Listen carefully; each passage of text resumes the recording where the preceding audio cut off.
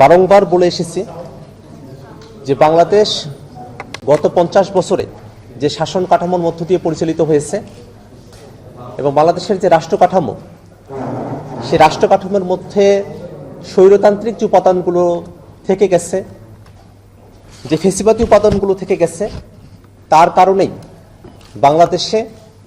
বাংলাদেশের জনগণ নানা সময়ে নিপীড়িত এবং নির্যাতিত হয়ে এসেছে।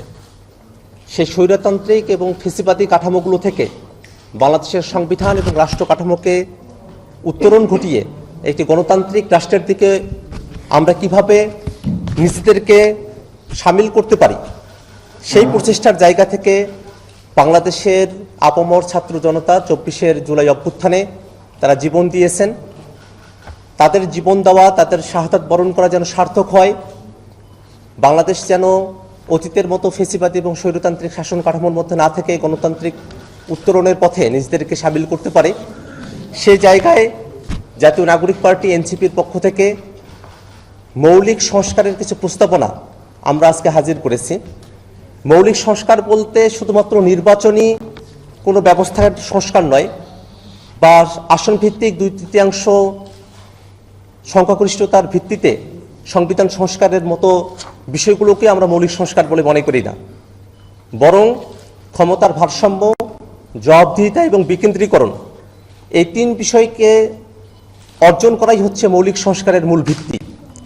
সেই মৌলিক সংস্কারের মূল ভিত্তিগুলোকে যদি আমরা অর্জন করতে চাই, সেক্ষেত্রে সাংবিধানিক এবং রাষ্ট্রীয় যে কাঠামো আছে সেখানে কিভাবে স্বৈরতান্ত্রিক এবং ফেসিবাদী যে উপাদানগুলো আছে সেগুলো থেকে আমরা মুক্ত হতে পারি, একই সাথে আমাদের সাংবিধানিক যে পদগুলো আছে সেগুলোতে নিয়োগের ক্ষেত্রে দলীয়করণের বাইরে এসে কিভাবে জাতীয় স্বার্থকে আমরা প্রতিফলিত করতে পারি, একই সাথে আমাদের বিচার বিভাগকে কিভাবে রাজনীতির মুক্ত করে সত্যিকার অর্থে ন্যায় বিচারের প্রতীক হিসাবে হাজির করা যায়, এই প্রত্যেকটা বিষয়কেই মৌলিক সংস্কারের অন্তর্ভুক্ত বলে আমরা মনে করি।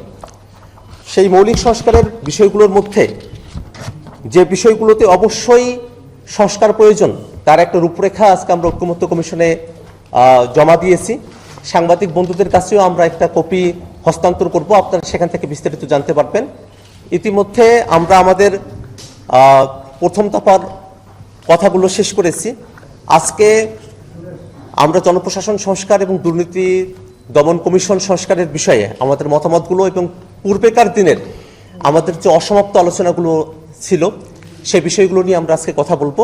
আজকে আপনারা যারা এখানে উপস্থিত হয়েছেন এবং ঐক্যমত্য কমিশনের যারা নিরলসভাবে পরিশ্রম করছেন, তাদের সকলকে জাতীয় নাগরিক পার্টি এনসিপির পক্ষ থেকে আবারও ধন্যবাদ জানিয়ে আমি আমার সংক্ষিপ্ত বক্তব্য এখানে শেষ করছি। ধন্যবাদ সকলকে।